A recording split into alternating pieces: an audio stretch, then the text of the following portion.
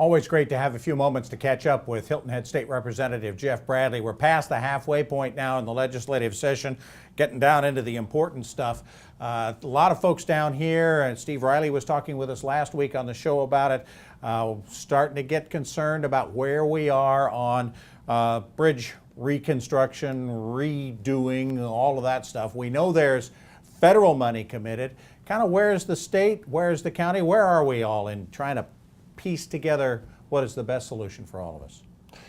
Hello, Bob. That's a great question, actually. We have a large issue with our bridge coming onto Hilton Head Island. At this point, it is functionally obsolete. Yeah. Let's make sure that everybody understands that the bridge is fine. It's not going to fall down, but it carries more traffic than it was designed to, and that's what we have to correct.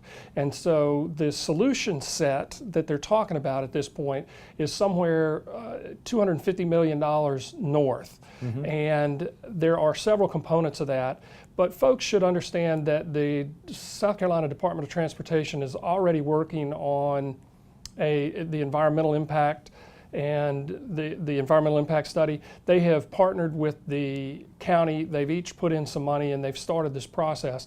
They expect to begin construction sometime in 2021 on the larger bridge. Mm-hmm. There will need to be a public input period. On it, right? Yeah, in the county. Yeah, right. We're going to vote up some money. So we're going to be in that process relatively soon. Okay, all right. Well, so hopefully it all ties together.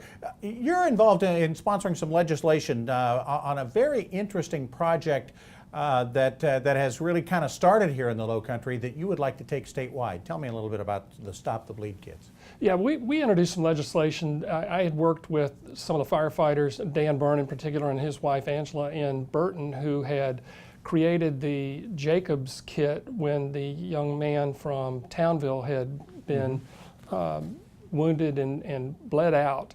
And so the Stop the Bleed kits are tourniquets and first aid items that a teacher could use to help take care of someone that has been injured inadvertently in a school shooting situation, or even if they fell and cut a major artery. Mm-hmm. These kits would be available to install tourniquets, and we're working with the South Carolina Firefighters Association to have them train the schools or the employees of the schools on how to use them. But yeah, we've introduced this legislation. We're working, right now it's in the K through 12 subcommittee of the Education and Public Works Committee. All right. You have been very involved with reforms to the retirement system. Where are we there? Yeah, we've worked tirelessly now for 3 years to try and get this done. I have crafted some legislation with Bill Herb Kurzman and Speaker Lucas that we introduced a few weeks ago, and it is in the Ways and Means Committee right now, and we think that we're going to be bringing up that bill for floor debate as early as next week. Great. And the idea is to try and cleave off some of the rampant runaway liability that the state has with the retirement system. All right.